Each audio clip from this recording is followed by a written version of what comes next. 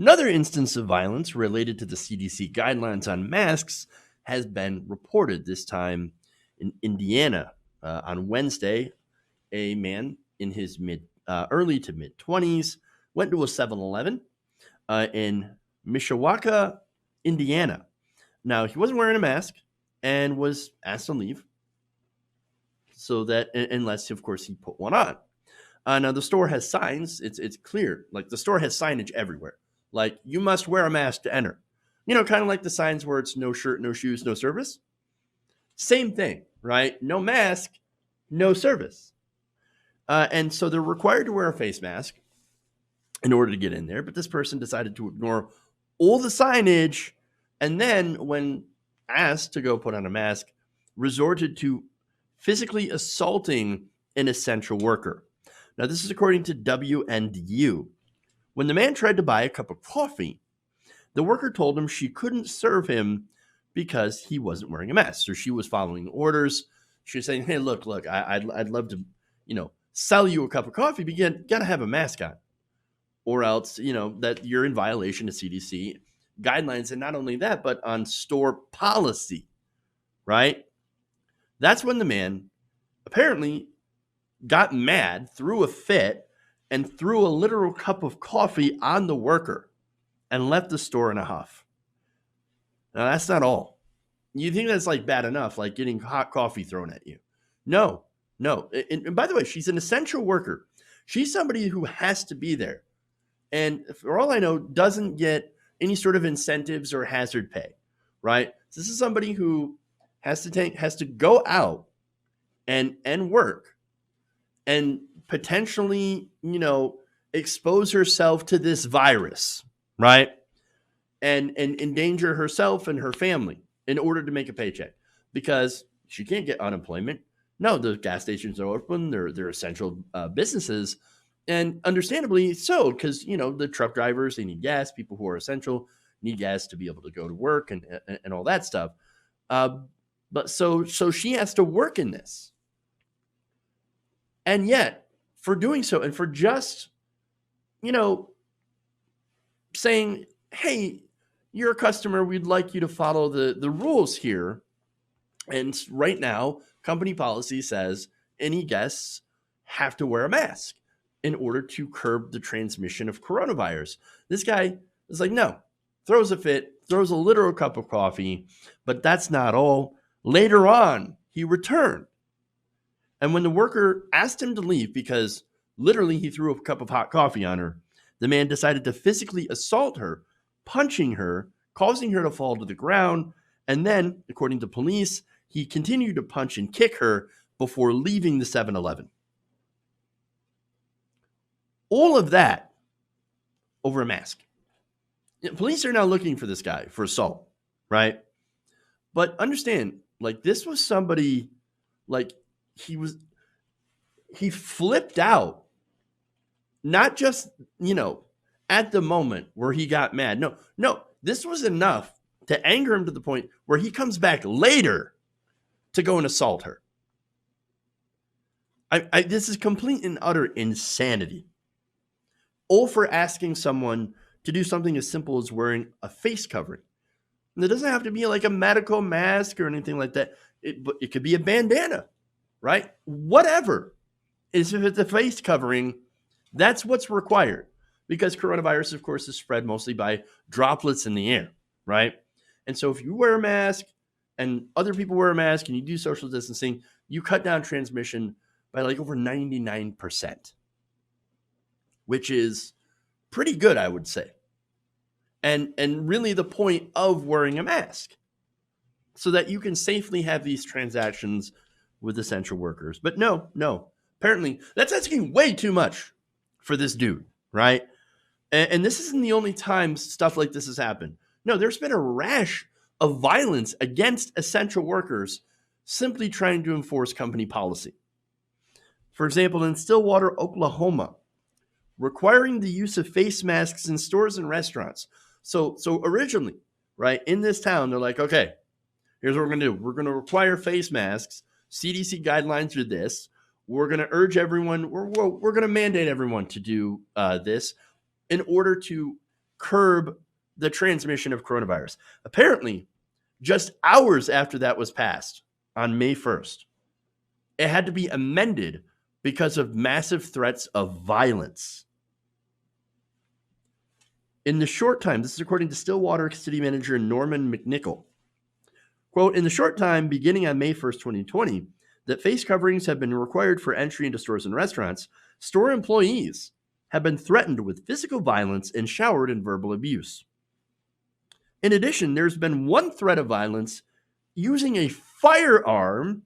This occurred in 3 short hours and in the face of clear medical evidence that face coverings help contain the spread of COVID-19. These people are throwing a literal fit and threatening other people because they don't want to wear a mask. And due to the threat, and apparently this intimidation, that's what it is. This is terroristic intimidation, right? It got this city council to go and amend this to say, oh, no, it's not a requirement. No, it's a suggestion. You don't have to wear them. You don't have to wear them. That emergency order was amended to encourage rather than require face coverings in the city of 50,000 people. In Michigan, a security guard was shot to death because they had the temerity to ask someone to wear a mask and did not allow them in the store. This is insane. This is absolutely insane. So here's the thing. You have people out here that are saying, yeah, you don't understand. Freedom. I want the government to come tell me wear a mask. No. That should be my choice. Freedom is the right decision. Yeah, freedom. Look, here's the thing about that. The same stores that they're trying to enter have their own rules, right? If you believe corporations in the market should be able, as a lot of conservatives do, right? The free markets, the companies make those rules, right? We don't need the government to make those rules. Well, in this case, a lot of stores do have these rules where you should wear masks, right? And I don't know if this gas station was only doing so because of the order or that they actually do care about their employees, because some of them do, right? So some places are like, yeah, we know it's a suggestion, but we're still going to require our employees to wear, masks, and we're going to require our guests that come in to wear masks to really limit the spread of COVID, to make it a safer workplace, right? These same people don't, seem to have a problem with no shirt, no shoes, no service. So, I mean, where's the difference, right? Isn't that a violation of my liberty? If I want to go into the local store barefoot and walk around, I should be able to do that. It's my freedom. How dare you tell me as a company not to do that? How dare you? I thought this was America. I thought we had freedom. Oh, it's fine when corporations do it themselves, but not when government decides to do what it's supposed to do. Isn't government supposed to ensure the safety of all Americans? Isn't that what they're literally supposed to do? Apparently not. Apparently they're not supposed to do anything but field the military and ensure that women don't get abortions. I don't know. It's come on, dude. I mean, there are people, and this is why, right? There are people out there that literally don't believe that this is true. They think it's some sort of weird hoax in order to get people to, get vaccinated and microchipped by Bill Gates. Don't even come at me with that garbage. Look, I know I'm no fan of Bill Gates, right? And it sucks that I have to qualify that. But like literally, this is not a conspiracy. It's insane that I even have to talk about this and to try to say, well, it's not some conspiracy to try to control your life. No. The government already controls your life. They do it through the corporations. And actually, reality, the corporations control your life and they use the government to do it. So it's kind of the other way around. And so the corporations, they run everything. And it's all based on greed. It's all based on money. And so we're already at the mercy of giant bureaucracy. It's corporate bureaucracy. And it's all, again, based on how quote unquote productive you are as a citizen, right? And that's not a conspiracy. It's fact. We have absolutely no say when it comes to, very little say when it comes to policy. The only time that we get any sort of policy prescription that, that helps us is if it also helps the wealthy. It's if it also helps the corporations. And so, look, again, there are people out here that don't believe that COVID is a hoax. Getting back to that, right? And they think the numbers are inflated, that it's not really that big of a deal, man. Well, there's no evidence of that. I mean, there's no evidence that the numbers are overblown. Okay. In reality, we don't know exactly when COVID-19 came to America. We don't know exactly how many deaths were counted before as something else when it really was COVID-19.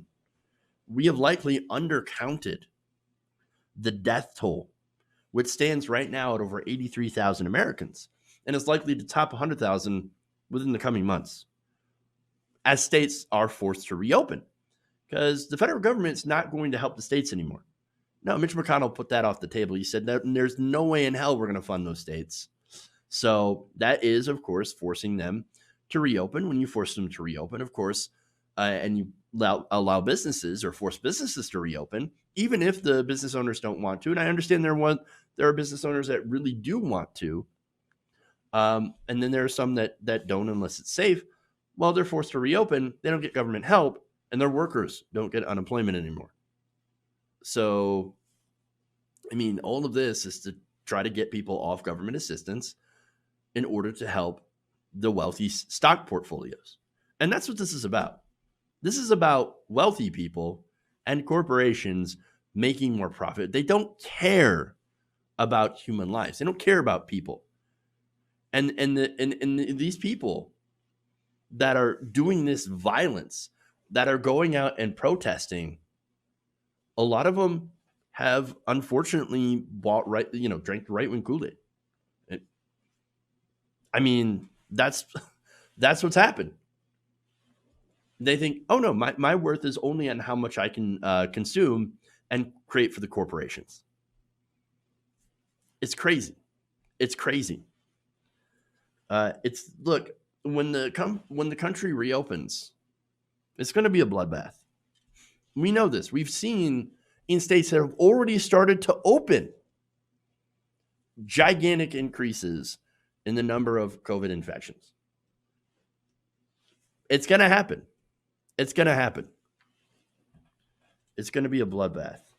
But unfortunately, as we've seen from some people, their personal convenience, being able to get a freaking haircut, is worth more than the lives of their countrymen and their own families.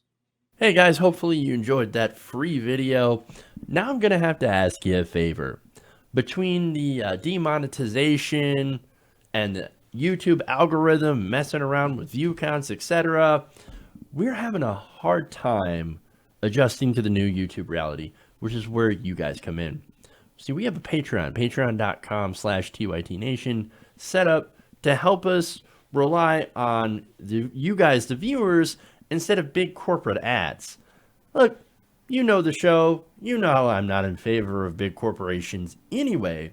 So help us transition away from relying on the ad model to pay the bills and sign up to be a patron, patreon.com/TYTNation. That goes a long way to help us keep the lights on.